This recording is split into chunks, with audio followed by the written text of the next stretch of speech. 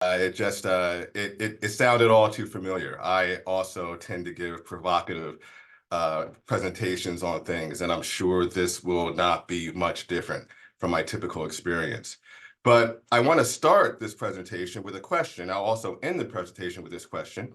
It's kind of a pre-reading question that I would give to my students. Whose anti-racism are we talking about when we talk about anti-racism? Otherwise known as diversity, equity, and inclusion in some contexts. But unlike diversity, equity, and inclusion, anti-racism focuses on race as opposed to race, gender, sexuality, and ableism, things like that.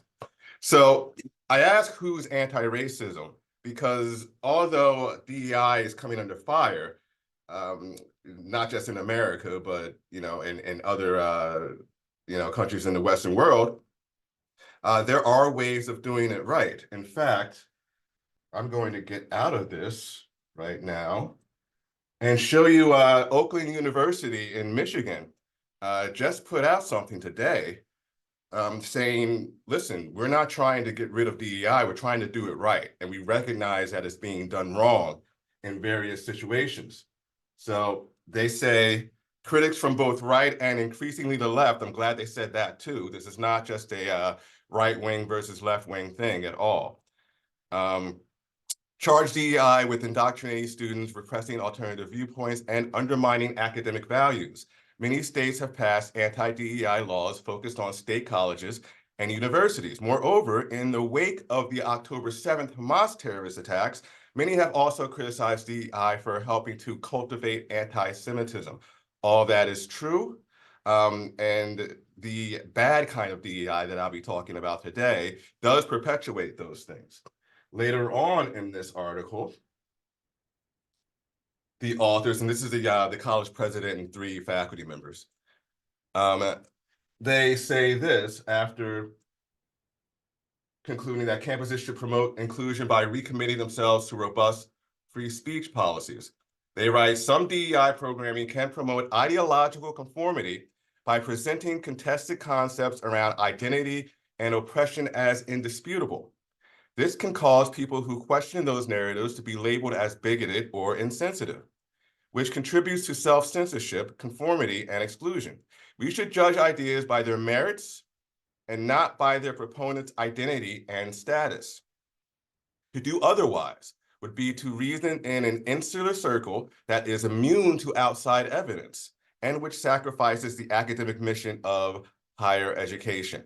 So, going back to my PowerPoint, let's hope I can actually get it right here. Okay, here we are again. Hold on one second.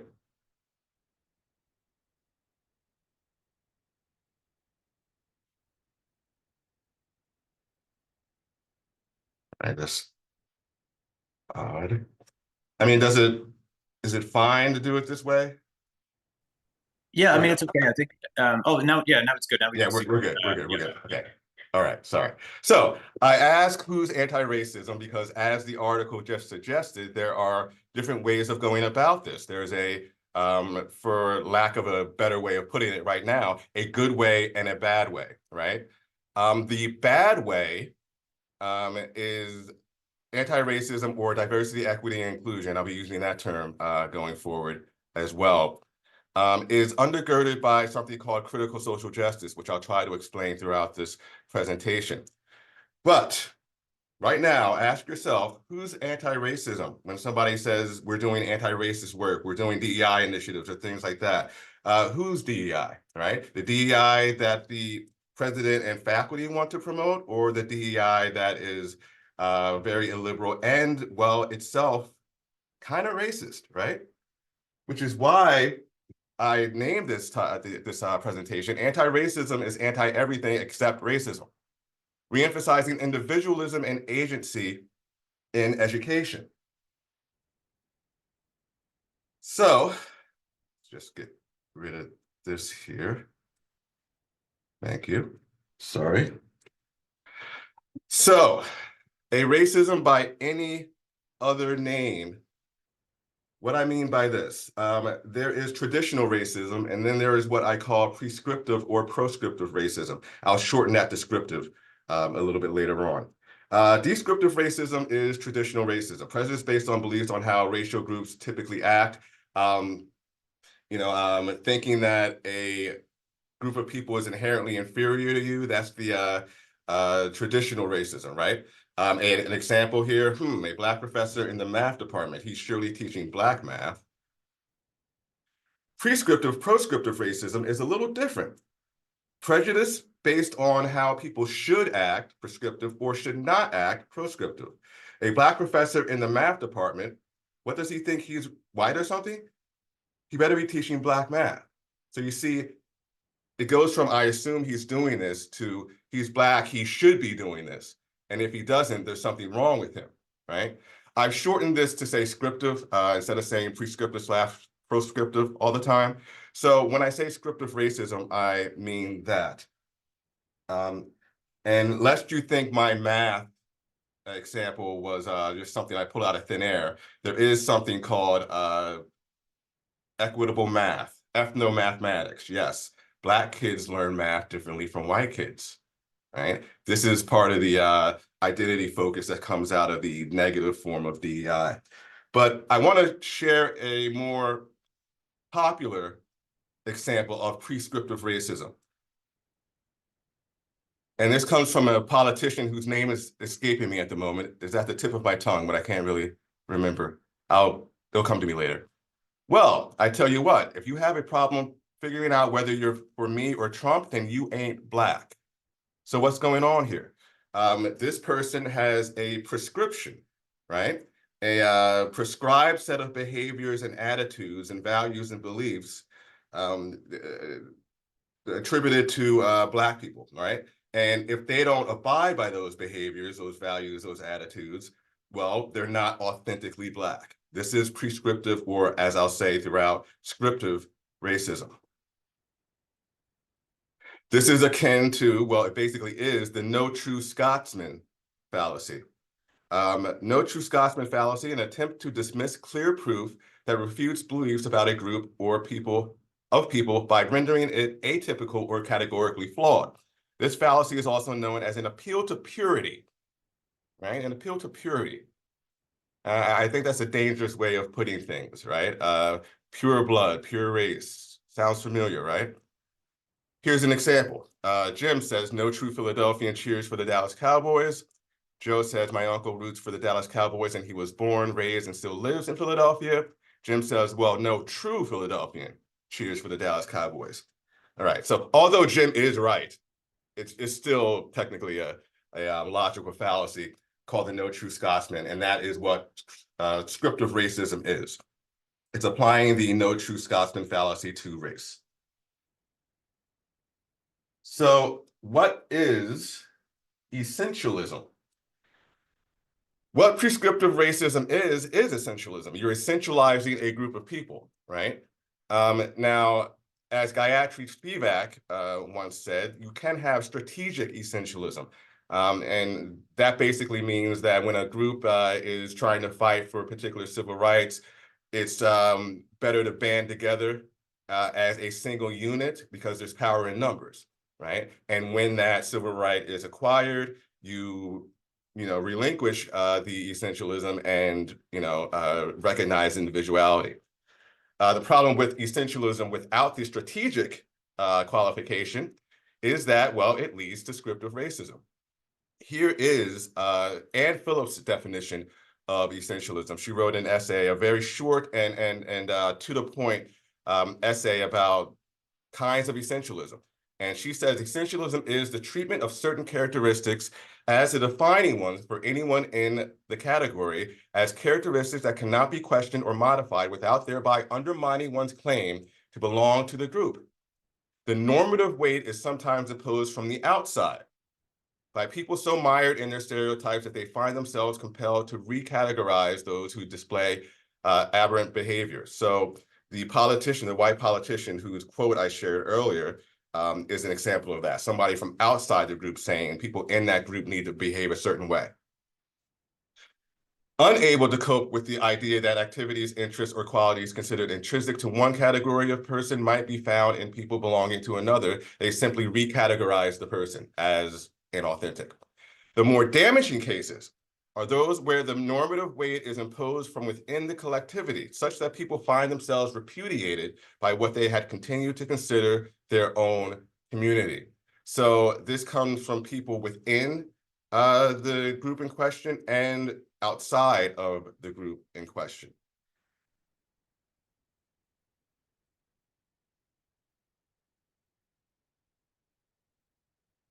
So what scriptive racism does, it's abiding by a particular narrative, one created by what's called critical social justice. More on that a little bit later on. But the dramatis personae, right, of this victim narrative is this. Protagonists are the downtrodden and victimized people of color. We're talking specifically about race right now.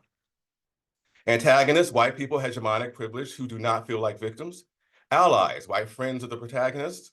And multiracially white people, people of color who do not feel like victims. Christine Beltran, I believe of New York University, wrote an article for the Washington Post, if I'm not mistaken, talking about multiracial whiteness. She was describing people of color who voted for Trump, which is to say that they weren't really acting, their race, they were acting white. They were multiracial in their grouping, but they were acting white, thus multiracially white. People of color who don't know their collective role then are, well, off script. And they're not abiding by this the script that the victim narrative puts forth. So we have synonyms for multiracial white people, Uncle Tom, Trader, Oreo, Twinkie, Coconut, and those are the nice ones.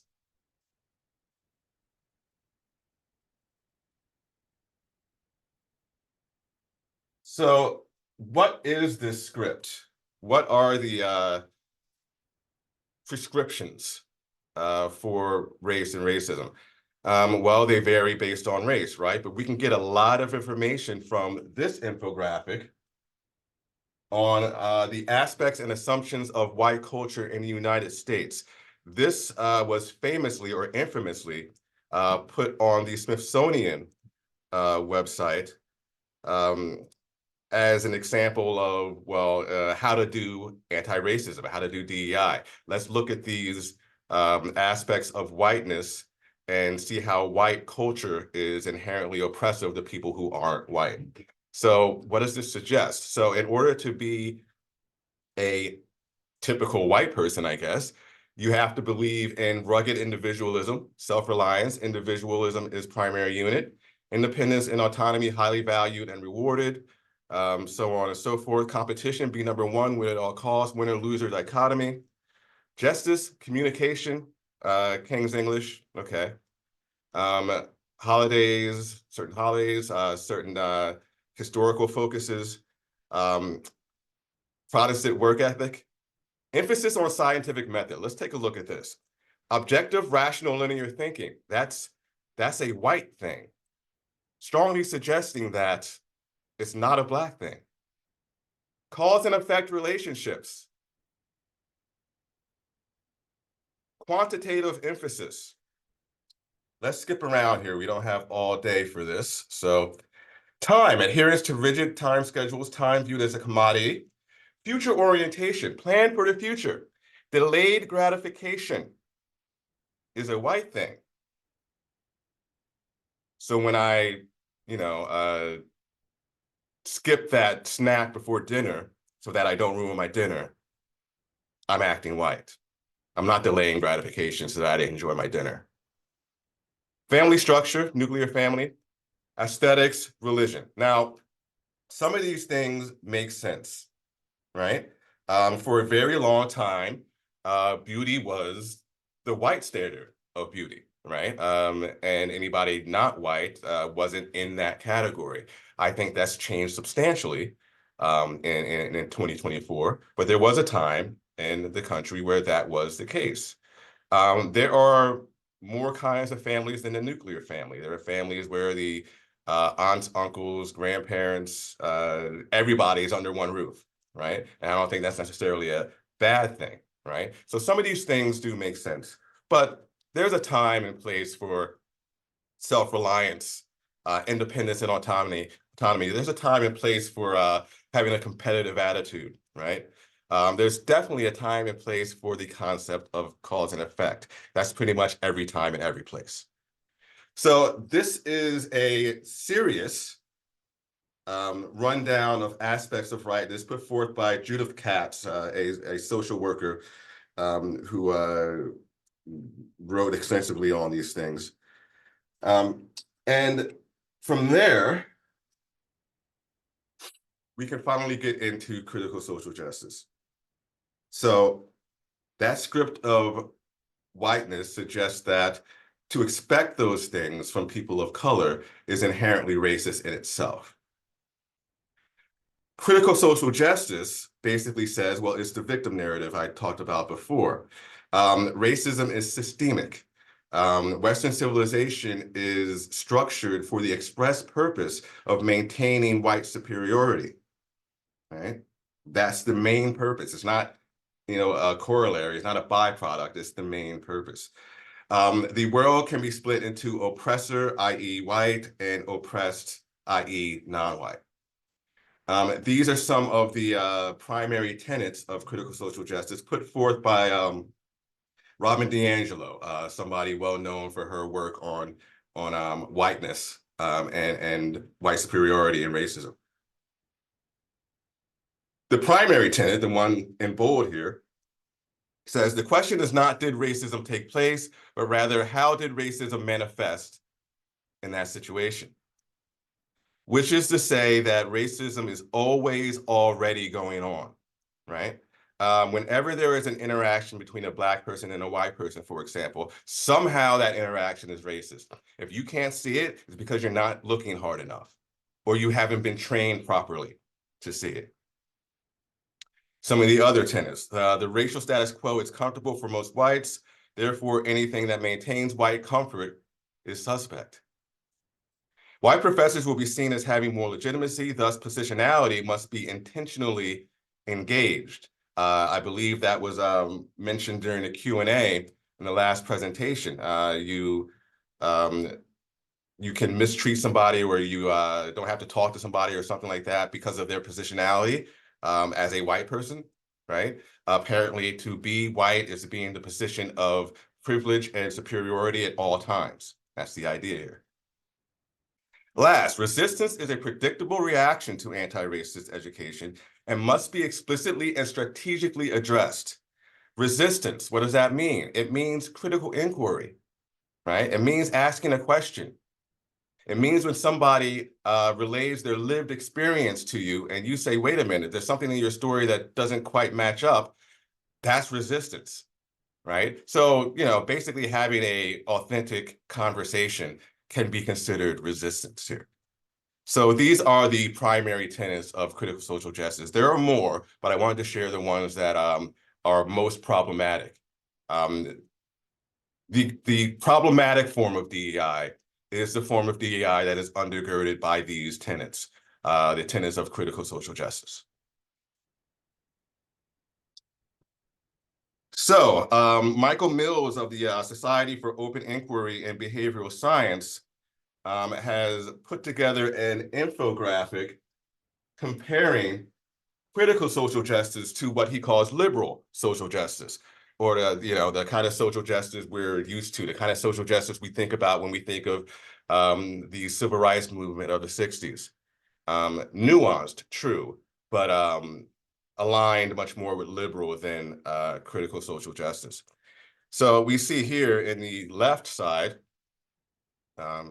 focus on individuals or groups. Well, liberal, primarily individuals and individual differences, but critical, primarily groups and their positions and status and power hierarchy. So you are not an individual, you are a member of a group.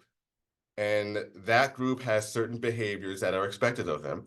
And when you don't abide by those behaviors, you are not an authentic part or member of that group. There's that script of racism. We can skip to foundational ideas here. Persons should be judged primarily by their individual characteristics rather than by their group membership. Although individuals differ on many characteristics, they share a common humanity and fundamental rights, including freedom of speech and inquiry, economic choice, property rights, religious and philosophical freedom, etc. Critical social justice. Group conflict theories, especially neo-Marxist, postmodernist, identitarianism, and intersectionality. Individuals are identified primarily as members of groups based on social or personal characteristics, such as economic class, race, gender, sexual orientation, what have you, right? If we go to the right-hand side, the nature of truth and knowledge. Laws of nature exist independently of humans. Truth can be discovered by empirical observation and experimentation, and it is subject to revision with new evidence. Critical social justice. What is promoted as truth is socially constructed. Certain truth claims are narratives and tools designed to maintain group power structures and to oppress certain groups. We have methodology, objective, logical, as opposed to subjective and lived experience, right? Again, if you question somebody's lived experience, that is a form of discrimination in itself, according to critical social justice. Human nature. Humans share a common human nature that is derivative of evolutionary biology and or supernatural religious influences. As opposed to human behavior is socially constructed, behavior is best explained via the lenses of learning theory, social constructionism, and cultural determinism. So you can see here, I mean, there are a lot of concepts in here that aren't crazy when it comes to critical social justice. We are socially constructed to a large extent, right? But when that social construction makes you dismiss the concept of impartiality, right? It dismisses the thriving or striving rather for objectivity. That's a problem, right? So now the scientific method, the idea of cause and effect and experimentation and things like that, even if they're replicated several times, can't be trusted because there's no such thing as objectivity or impartiality.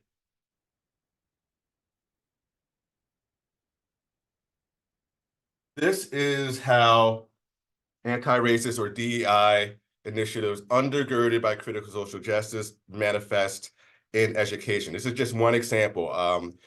California is going through a revision of their ethnic studies program for the public schools. And you can see a distinction here between constructive ethnic studies and critical liberated ethnic studies. You can see this infographic from the Institute for Liberal Values, as well as Free Black Thought's website. We have people in Free Black Thought, an organization that I co-founded that I'll talk about a little bit later on. You can see there that we have some people who are focused on education, specifically K through 12, and they've noticed these differences. All right, and I won't read them all aloud here, but you can see on the right-hand side that there is something distinctly illiberal about this ethnic studies. Why? Because it is undergirded by critical social justice ideology.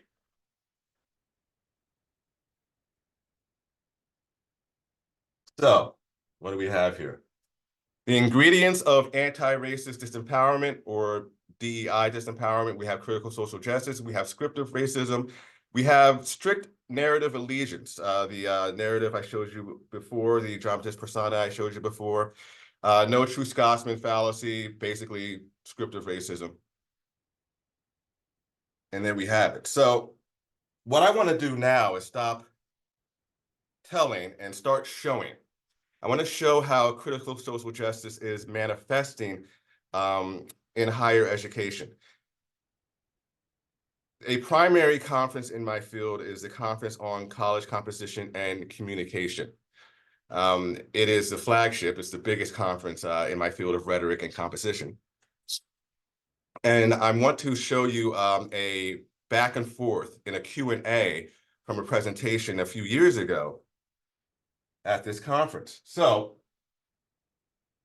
before I get into this question, I want to explain things.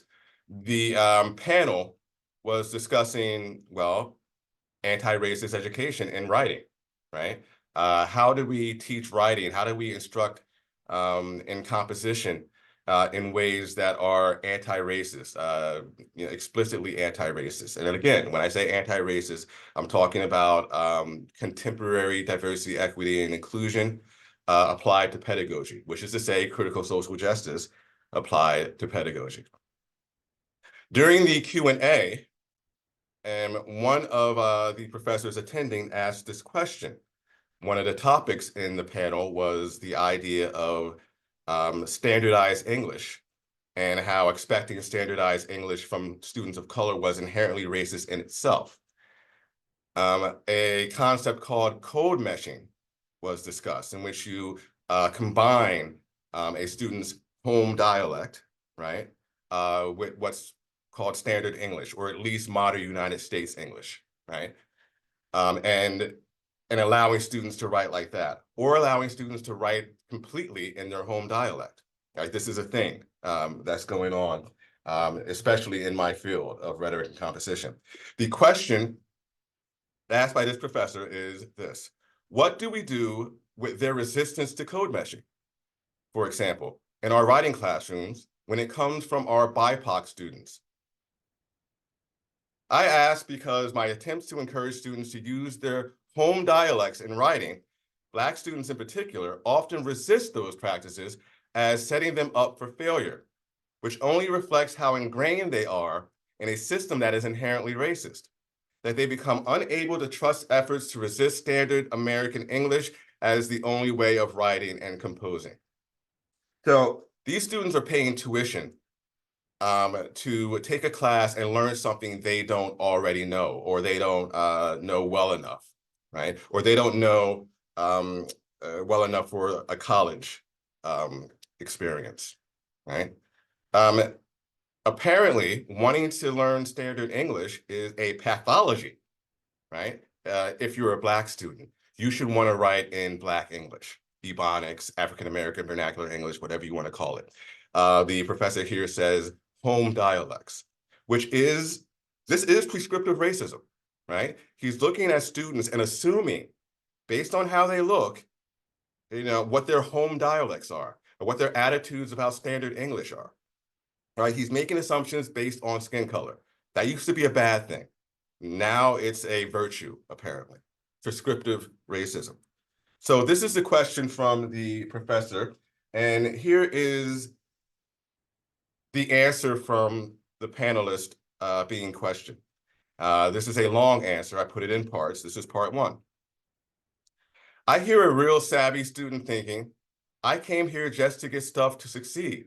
I, as a teacher, don't want to take that from the student. I also feel like this is a really shitty choice. I have to create a classroom and a learning experience that demeans the long linguistic history of that student in order for that student to go into the world and go into unfair, racist, white supremacist systems and succeed. Okay, so what's going on here? Another assumption. I have to create a classroom and a learning experience that demeans the long linguistic history of that student. How do you know what that student's linguistic history is? You don't, right? We're thinking about Black people in a monolithic way. We're prescribing behaviors onto these Black students. Well, this person is anyway. It gets better. Furthermore, I have to accept, and this is going to sound bad, but I'll explain why, the selfish motivations of that student to succeed, only because if that student says, you're setting me up for failure, what they're saying is, I want to succeed in that system. I want to game that system. That's okay, but I think it's an immature goal in some ways. All right, so what this person is saying is that a Black student who wants to learn standard English is acting selfish and immature, right? Why? Because as a Black person, that student's duty is to try to tear down this system, right? You'll hear a lot of critical social justice activists pumping their fists in the air and saying, burn it all down or tear it all down. They're talking about, the tenets of Western civilization, right? Classical liberal values, equality, free speech, individualism, property rights, things like that. Things that were part of the infographic on liberal versus critical social justice ideology, right? So if they learn standard English and they go out and they're happy and successful, they're just maintaining the status quo. That can't happen.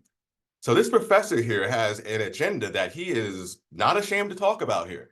It's not really about teaching writing. It's about counter-revolution or revolution period, right? Counter-hegemonic revolution. It's about tearing things down. It's about changing the world, transforming the world, right? This writing class is just a Trojan horse for critical social justice ideology. There's more. There are so many bigger things in the world we should be striving for, and perhaps our students just aren't quite at that moment yet in their life. And that's okay, and maybe they just haven't been exposed, because what they've been exposed to is capitalist-inflicted bullshit about education being the way in which we get to become a nice little cog in the system, and you get skills. Okay. So clearly this person is not a fan of capitalism. This person is a self-proclaimed Marxist. Take that for what it is. And we're almost done.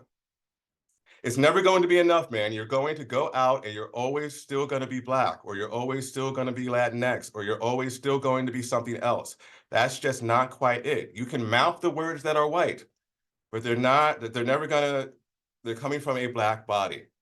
So again, we go to that tenet in critical social justice. The question isn't, did racism happen, but how did it manifest in that situation, right? This person is strongly suggesting that no matter what the situation is, if you're Black, well, you are being oppressed, period, right? And how you write or how you talk doesn't matter, right?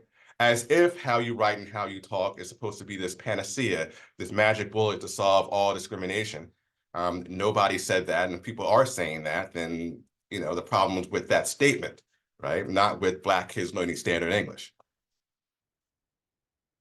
So lest you think that was a one-off, something that was particular to that particular panel and that particular conference, here is a manifesto, a position statement from a group of professors in my field, titled, "This Ain't Another Statement, This is a Demand for Black Linguistic Justice." This is a long manifesto. I'm only sharing a little bit of it, but this little bit should give you a good idea of what the rest of it is like. This is one of the demands. Teachers, stop telling Black students that they have to learn standard English to be successful because that's just the way it is in the world. No, that's not just the way it is. That's anti-Black linguistic racism. Do we use this same fallacious racist rhetoric with white students?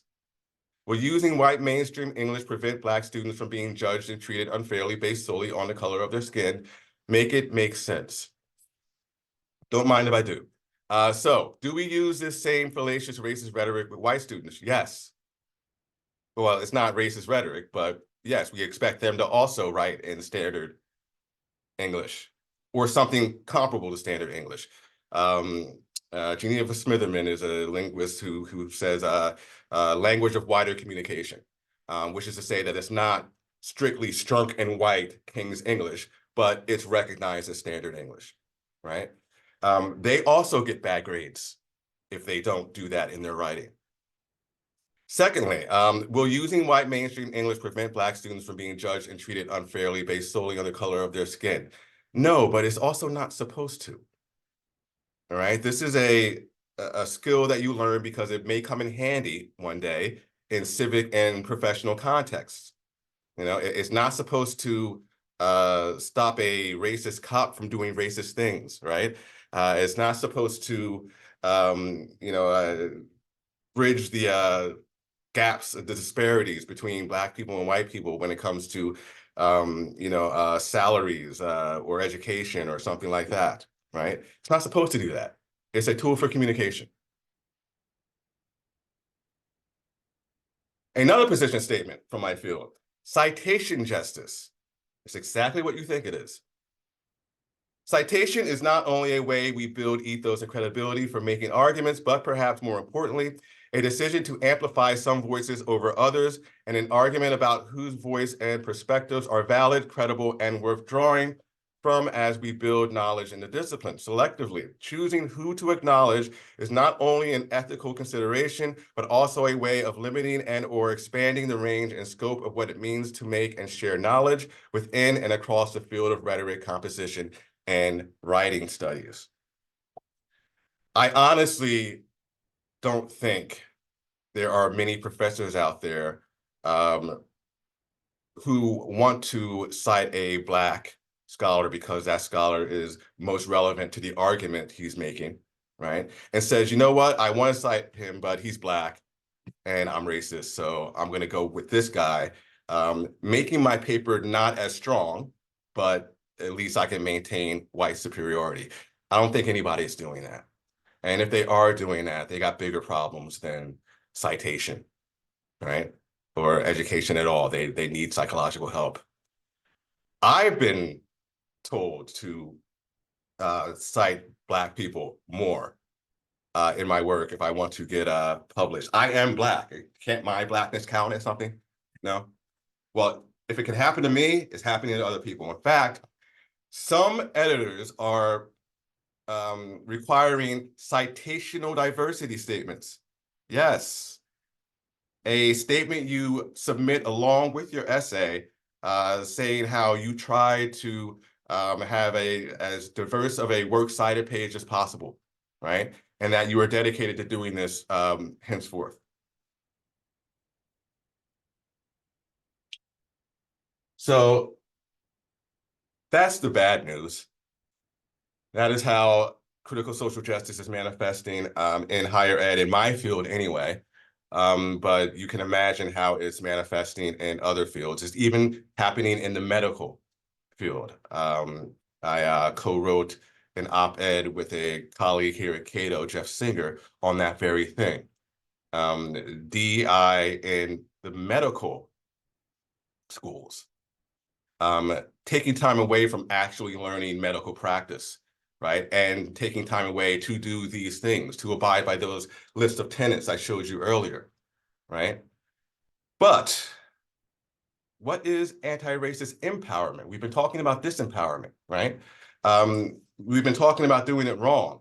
How can we do it right? How can we abide by the president and faculty members I spoke about at the beginning of the presentation who wrote that article today saying they don't want to get rid of DEI, they just want to do it right. How do we do that? This is a quote from the late economist Walter Williams. He's talking about the advice that his stepfather gave him when he was young. His stepfather said to him, "You never know when the opportunity train is going to come along. If and when it comes, do not be in the position of saying, wait, let me go and pack my bag. Be packed and ready to go."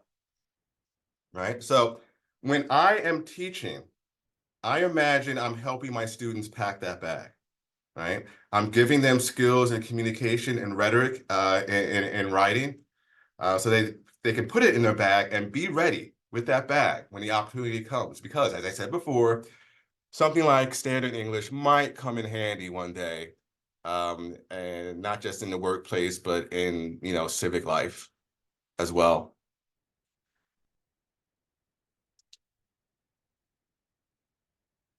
Another reason I teach is something I share with Michael Leff, a prominent rhetorician, and he talks about the concept of civic humanistic rhetoric, another way of saying kairos, which is the Greek term for what I'm about to talk about right now. I will read a little bit of this out loud to you. I know you all can read. I just like doing this. Okay.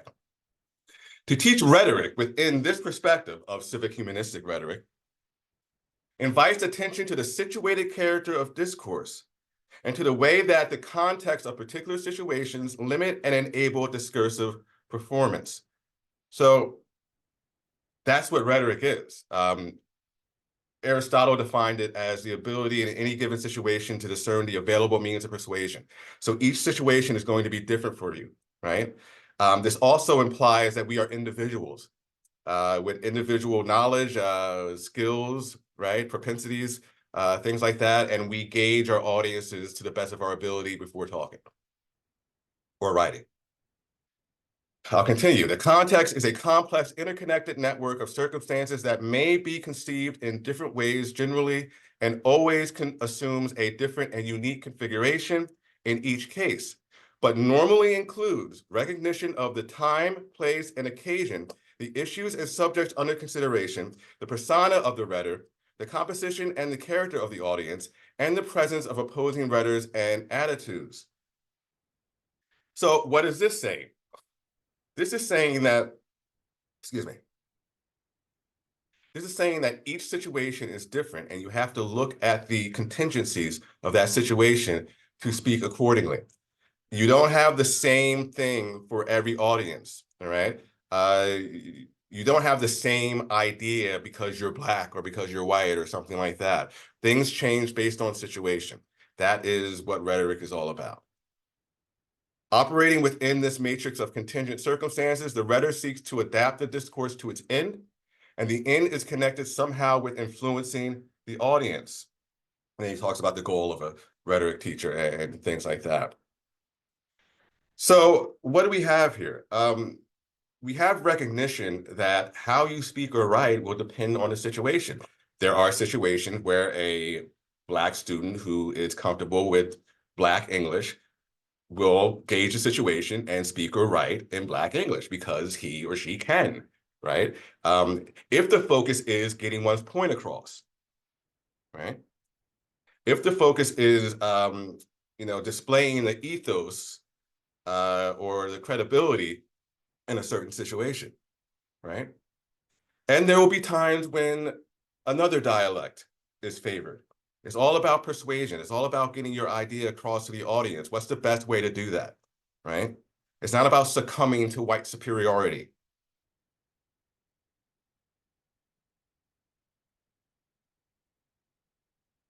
Let's continue with the good stuff. These are habits of mind as learning outcomes. So this is the framework for success in college post-secondary writing. A group of 20 or so professors and high school students, multiracial, mostly white, but there are people of color in there as well. They got together, did some research, and said that the best habits of mind for post-secondary writing and thinking generally are these: curiosity, openness, engagement, creativity, persistence, responsibility, flexibility, and metacognition. Curiosity and openness, not thinking that you have it all figured out, asking people what they think and why, right? Openness, being open to changing your mind, engaging with that person, right? Instead of just, speaking your point and not listening, right? Creativity, persistence, responsibility, being flexible, comparable to openness, and metacognition, thinking about your own thinking, right? This is self-awareness, self-management. These are good things, right? You would think they're good things. Within or through the lens of critical social justice, however, they are white ways of knowing. And this is a statement from the very same professor who said that Black students who want to write in standard English are being selfish and immature. Same person. He says about the document I just showed you, about the list of habits of minds I just showed you, he says this: the point is the inevitable and embodied whiteness. It can be very visceral, thick in the air for us people of color. I need you to feel how whiteness and good-hearted, smart people like these folks, the authors of the document, who do great work, can fill a room with their whiteness to the point that one or two people of color in the room can feel suffocated. I should tell you right now, I'm in a building surrounded by a lot of white people. I'm breathing fine. I'm quite comfortable. I want you to feel how a good group of folks like this can silence the few bodies of color in the room, never examine their own white habits of judgment, and then canonize those white habits as simply habits of everyone's mind. What they're saying, though, is that these habits should be, it would be good to perfect or hone these habits, right? They're good for effective communication and critical thinking. I want you to see how this steel bar is installed in the cage of white language supremacy that imprisons us all. So what this person is saying is that these habits of mind are inherently oppressive, especially if you expect them from students of color, especially Black students. Okay? So when I'm curious and open and engaged and creative and responsible and metacognitive, I'm acting white. Stuff like this is why I and several other people got together to found Free Black Thought. This is a website. It's also a journal. It's also a podcast. And in the future, we'll be creating curricula for K through 12, and we'll be doing more live events to talk about what? Fighting back against scriptive racism, right? Fighting back against the idea that all Black people are the same, they think the same, they have the same values, attitudes, and beliefs, right? So we have a journal featuring the voices that you won't hear very much in mainstream media, right? We interview people in our podcast who you won't be aware of if you just listen to mainstream media, right? Or politicians who say if you don't vote for them, you're not being Black. A subsidiary, I guess, of Free Black Thought is a program called Mutual Persuasion. This is just now getting off the ground. That's why you haven't heard of it. And this is about how do we talk effectively across differences, right? Black with white people, white with Hispanic people, what have you, right? How can we do this? How can we get back to that classical liberal way of doing things instead of the critical social justice way of doing things, right? So what we do is we model deliberation, we model effective debate, we model, two people who are mutually trying to get at the truth, right? And we also talk a little bit about those people who are not so keen on listening to others. So I ask you one last time, who's anti-racism? When somebody says they want to start a DEI workshop, who's DEI? When someone wants to implement a DEI initiative in the workplace, who's DEI? Ask these questions. Is it the DEI of critical social justice? Is it the DEI of a more liberal-minded person? There's a big difference between the two. And with that, I will end. I believe I'm at time. Yes. Thanks. Thanks so much, Eric. That's great. So you can feel free to unshare your screen. Yes. And yeah, we definitely have some questions. And I'll launch into some of those in a moment. But I just my sort of question that I was thinking about was thinking back to David's talk. How what's kind of a way forward, do you think? And you're using the Journal of Free Black Thought as a way to kind of create more exposure of more of a kind of liberal view of anti-racism, and to highlight people that have maybe more of a liberal perspective. But what in your view is going to kind of move the needle a bit in terms of pulling us back from some of these kind of pretty big missteps that are being taken? Yeah. Well, a big first step would be making individualism cool again, right? Explaining why the concept was embraced in the first place. A community is kind of a nominalism, right? A community is really a bunch of individuals, right? They may share certain things, but you know what? The concept of free association means that although I am interdependent with everybody else, I can choose with whom I'm interdependent, right? I can go over to this group. I can spend more time with this group, all right? As an individual, I can make those choices. And as an individual, I have my own viewpoints, my own experiences. And I do not want to be interpreted as a Black person first, Eric second. I want to be Eric first, a Black person second. Now, there are people who are going to look at me and see a Black person first. That's fine. All right. That's fantastic. But for them to conclude who I am based on that without talking to me, that's the issue. Right. Look at people as individuals, ask them questions.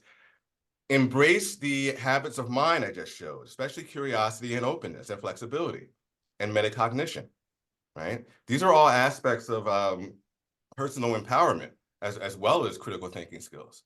I think embracing individuality and those habits of mind are excellent first steps. Thanks, Eric. Okay, I'm going to go to some of the questions that we have in the Q&A. So here's a question. So if somebody's interested to get your thoughts on the role of microaggressions, how that relates to EDI. Are you familiar with sort of how microaggressions fit into this? Yes, microaggressions are interesting, and I get it, right? When somebody says that I speak very well, and that they don't say it to the white guy who also speaks very well, what are you really saying? I get that, right? But the concept of microaggression depends on scriptive racism, right? To say that, saying the person who works the hardest or the most qualified person should get the job, right? Apparently that's a microaggression to people of color. To say that is to say, well, all people of color will interpret that statement the same way. I don't get offended when I hear that, right? I'm a Black person. But there are a lot of people out there who would say that I'm not a real Black person because I don't get offended by that, right? So microaggressions need scriptive racism. They need that essentialism in order to make sense. Not everybody interprets the same statement the same way, even if they have the same skin color. Mm-hmm. So earlier you talked about the kind of code meshing example and sort of the colleague who was, kind of expressing ideas that were, maybe not that great. And do you think that that was an example of lateral violence? And this is something that I hear this term lateral violence myself quite a bit. Between different minorities, indigenous in Canada, indigenous communities, there's accusations of lateral violence. Do you sort of see that happening? Well, first I want to make sure I understand lateral violence. That means when one minority is mistreating another minority, Yeah. as opposed to, okay. That's not a term I'm very familiar with. It's not a term I really use. What I saw was a professor, somebody with substantial power in the classroom, prescribing behavior onto his students, right? Essentializing his students, pathologizing the desire to learn what they're there to learn, right? Mm-hmm. That's the bottom line, period. I'll call it whatever you want, right? That's the main issue there. That professor, very sincere, and I give him credit for being open about what he's doing, but he's not there for writing and rhetoric. He's there for transforming society, right? And he's going to use that writing and rhetoric class to get people to follow him. Yeah. Yes. So you commented on a quote by saying, so I guess you were commenting on what somebody said in your talk. You said he is against capitalism. Maybe he's a Marxist or what?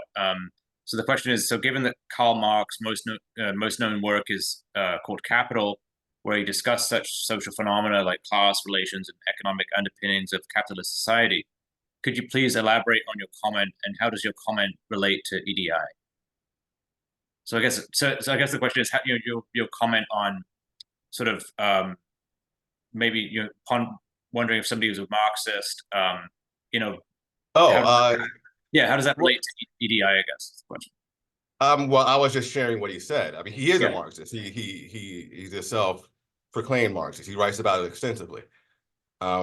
So what my point there was that he's using the class for his own political purposes. I wasn't making a comment about, capitalism versus Marxism or communism or what have you, in that sense. Now, critical social justice, like a lot of critical theories, do have connections to cultural Marxism. The Frankfurt School is most notably cited for that. So there is a kind of a Marxist thread in all of this, replacing bourgeois and proletariat with white, non-white, and going from there.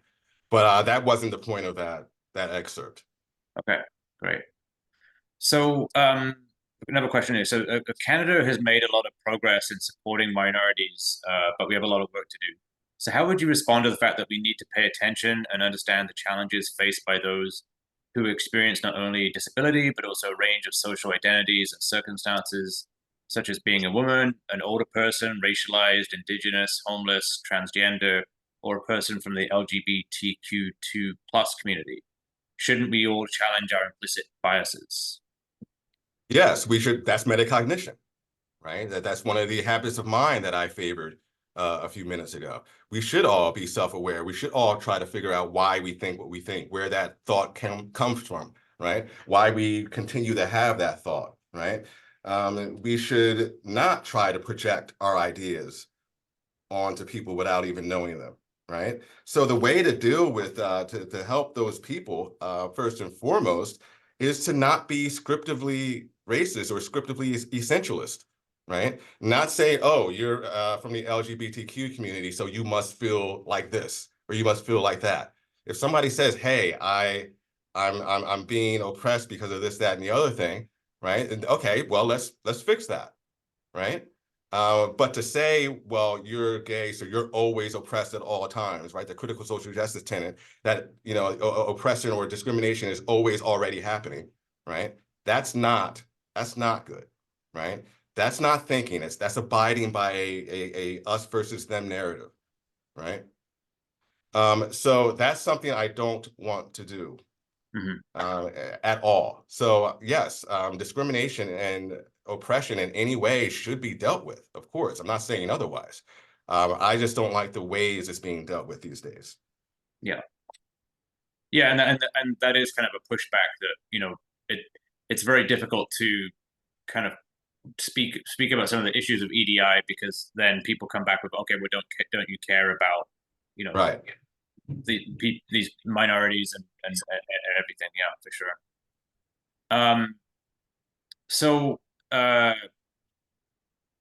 So this is a question. So I actually appreciate aspects of this critique. Some of it reminded me of the work of Professor Kwame Anthony Appiah. I work in the EDI sector, have a social justice and human rights law background. The assumption that all those who are in the sector think or act the same way are under the spell of ideology robs us of agency. Many of us have issues with corporatized EDI, identity politics, and take critique self-criticism seriously. We in fact incorporate these critiques into our sessions because we believe meaningful change in social justice doesn't happen through training, and that part of the work is recognizing that it is not easy work. So there's kind of a lot in there, but I'm not sure if you want to try to grapple with some of those thoughts. Well, first of all, being told that I remind somebody of Appiah is the nicest thing anybody's ever said. So thank you, person who said that. I guess the bottom line is this. Contemporary DEI, the kind of DEI that's undergirded by critical social justice ideology, is the institutionalization of script of racism or script of essentialism. It's institutionalized now. People are being told that in order to be a good person, you have to see me as a Black person first, right? People who are against the concept of color blindness are basically telling people to decide who I am before they meet me, right? Colorblindness only means, okay, it only means whether I like you or not doesn't depend on your skin color. I know you're Black, but I'm going to talk to you first, right? I'm going to get to know you or something like that. That's all it is supposed to mean. So the scriptive nature of this, the reason why I focus on it so much is, well, it's not being talked about enough, in my opinion, right? And it's really like the crux of the issue, right? Looking at me and deciding who I am and what I need, right? and how I feel about other people, my values and beliefs, right, based on my skin color, is not a good thing, right? That's not going to lead anywhere good. It hasn't yet, has it? Yeah, great. So this question is kind of asking, is there a space in, and I assume, EDI, anti-racism, for both critical and liberal perspective? So the critical race theory perspective and the liberal perspective. Mhm. So there's an example here. So recently, a white colleague who was reviewing admissions videos for a professor program said that they felt the black applicant was unprofessional in their video for using statements like "you all" and "you know what I mean" in their video. This can be viewed as racist through a critical lens, but I'm understanding that it would not be through a liberal lens. I'm having a hard time believing that both the critical and liberal perspectives cannot coexist. Well, they can't coexist, and I'll explain why. But first, I want to talk about the person who said the applicant of color was being unprofessional. That's not good either, But here's the thing: it also depends on the job. If the job is about outward-facing communication, very public or something like that, and you have a particular role for this position, then maybe that is important. But if he's just saying generally that people who speak more informally are not being professional or can't be professional, that is a problem, yes. And that person needs to, well, exercise some metacognition and figure out why he feels that way, where it comes from, and what sense it makes. But let's go back to liberal social justice versus critical social justice and why they can't coexist. One basically is intolerant of the other, while one is tolerant of the other. A liberal social justice framework, yeah, we can talk about critical social justice. We can talk about it. We can have a conversation and things like that.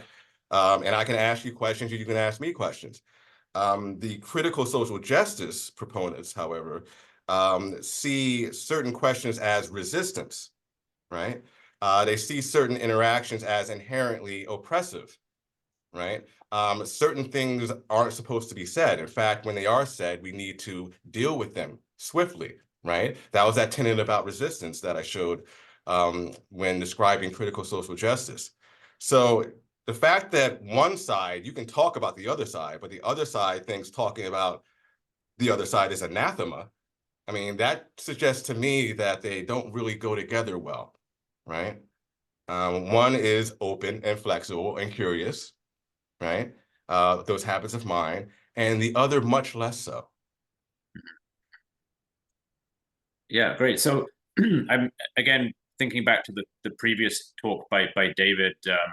Towards the end of his talk, he was kind of in his view, EDI should largely just be kind of kicked to the curb, and we need to sort of reverse direction on EDI. So I'm not sure how much you know about in terms maybe the Canadian context, but if you were sort of giving your advice to Canada in terms of how we might envision maybe the future of EDI initiatives in Canada, what would you suggest? It's a very big question, but Well, yes, you know, embracing the idea of individuality again, and embracing the idea of deliberation, talking about things. Remember that? Remember when talking was a good thing? The habits of mind that I showed, emphasizing those and why they're good. I understand the prior speaker's statement about getting rid of EDI altogether. I understand that, but I don't think it's necessary. I think you know, we can call EDI the embrace of those habits of mind that I talked about before. When dealing across differences, cultivate these habits of mind and utilize them when speaking to people as genuinely as possible, right? What's more, and I'm going to share my screen again, if you don't mind. What's more, there's this article that just came out today Oakland University that I showed at the beginning of the presentation, they're trying to do it right. They're acknowledging the critical social justice aspect of this and saying, we don't want to do that. We want to do this. And it's pretty simple. It should be quite familiar to anybody who's grown up in the United States in the last several decades. Diversity should be defined broadly and serve the academic mission. I won't go into the pros here, but campuses should promote inclusion by recommitting themselves to robust free speech policies. Right? So let's not stifle language. Let's promote language, right? Let's have more of it. Colleges and universities should redirect DEI programs to promote truly diverse and inclusive campus communities, right? There's a lot of anti-Semitism going on these days because Jews are considered colonizers and therefore the oppressor and not the oppressed, right? This would not go there, right? We're respecting all groups here, right? And these are just, that's a very short op-ed, but it's promising. It's promising because what they're talking about is liberal social justice.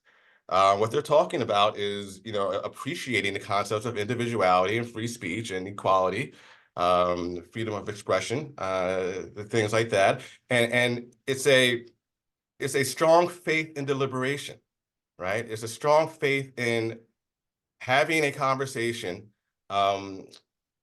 within a framework of reason and rationality, right? That helps us all get to the truth and share our ideas, right? And come to an understanding, right? That's not what's going on here. There's no, with critical social justice, it's already been concluded that, Western civilization is inherently white supremacist and therefore inherently oppressive, right? There's no conversation about that anymore. In fact, if you try to have that conversation, that's called resistance, right? So long story short, don't do all the stuff I talked about when I talked about critical social justice. Do the opposite of that. Right. Yeah. Good. Okay. Yeah, maybe just a few more questions here. So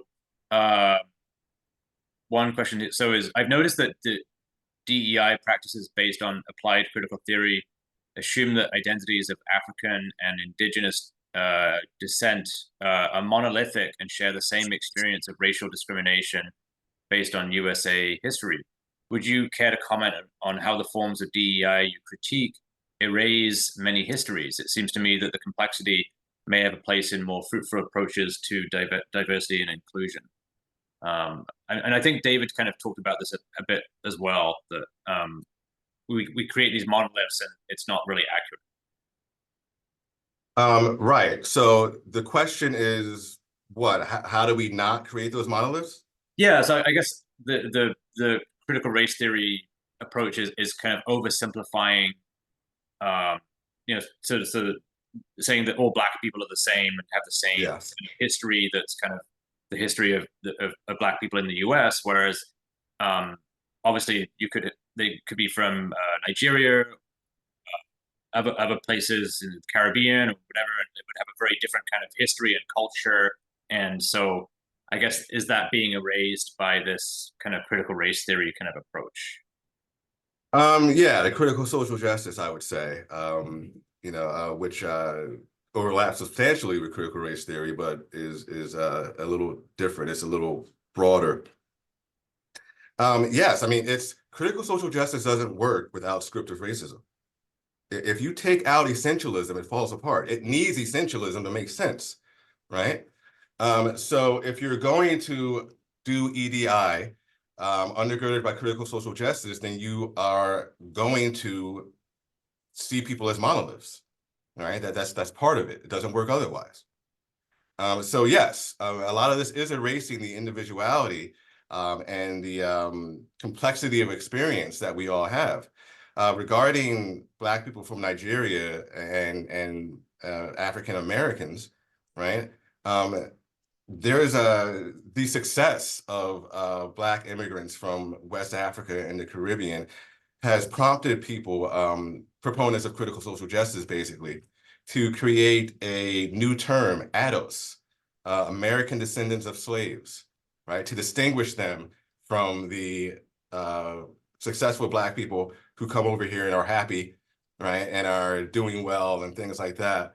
To strongly suggest that there is a essential connection between a Black American and the history of slavery and Jim Crow, that we're all being affected the same by that history, which is absurd, right? We're all individuals and things like that. I can acknowledge what happened. I can know my accurate history, but I cannot identify with it, right? We don't all identify with it. We don't all embrace it as something that is who we are, right? Some of us are living in the present and look to the future. So again, critical social justice is scriptive racism. It can't work without it. Yeah. So what's your perspective on affirmative action? You know, is that something that we should include in EDI, or do we need to kind of adjust it somehow? What's your thoughts on that? Tough subject, for sure. I think the Supreme Court decision to get rid of affirmative action as it currently stood, as a more or less a quota system, right?